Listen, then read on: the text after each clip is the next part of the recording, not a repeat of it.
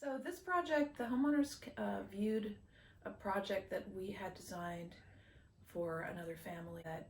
had a high level of customization in terms of how they wanted to live, and not just in terms of individual features. One of the main drivers was a kitchen with no island. And in this day and age of kitchen islands everywhere, that was a really unusual approach to take for this particular house. One of the other important goals was there was a pre-existing house on the site, and the homeowner really wanted to capture through almost like a built memory some of the aspects of that original house, so that it didn't feel like there was a lack of continuity in living in this place. And so the kitchen, having a place to sit right by the front window to watch kids go by on their bike on their way to school or playing in the neighborhood, was a really important priority. So in a way, the kitchen was the driver of so much of the way that this house was put together. I think we brought a willingness to explore how to achieve these goals, because it had there's no alley, so the driveway has to come in on this narrow lot from the street, and the homeowner really wanted to have an attached garage, but didn't want the house to feel like that was the most prominent feature of the house. So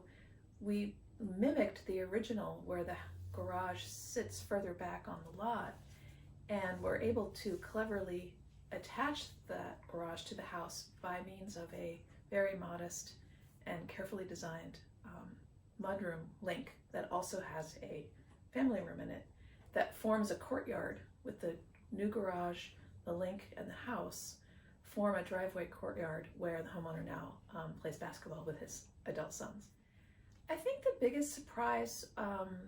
came in the use of light. And we packed a lot of function in. The worry, I guess, was that we weren't going to have really good access to natural light in all the rooms. So we used a dimensional technique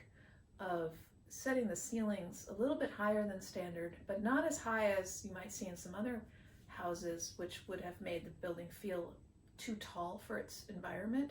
So we set the ceilings at about 8.5 feet, and then we pushed all the windows up to 8 feet,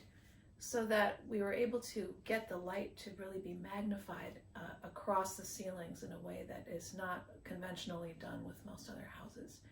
And the effect of the amount of light and air that moves through the house, the homeowners have commented on many times that was a really unexpected outcome at just how light and bright and airy it would feel.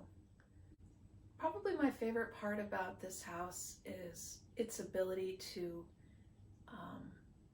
meet all of the criteria for a modern new home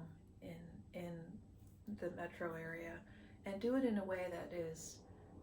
really efficient on the use of space, but at the same time doesn't sacrifice the quality of the construction and execution or the quality of life that you're able to have in the house. And then add to that just the commitment on the part of the homeowner in going after their vision of this comfortable, traditional, classic home, updated with a modern eye, on this site that they have continuously occupied for 30 years, and kind of reinventing their life on that site. We, as an architecture firm specializing in residential design, in an era when many properties are being torn down and replaced all around us, we feel that we can bring a real commitment to an understanding of how to do this, how to build a new house in a pre-existing neighborhood in a way that really respects the urban fabric of that neighborhood in terms of the scale, the sizing, the massing, the color, the details. And this house, with its front porch and carefully proportioned columns, its carefully proportioned roof forms and sizes, really is a testament to demonstrating how this can be done in a way that's contextual and sensitive, but also with an eye toward the future.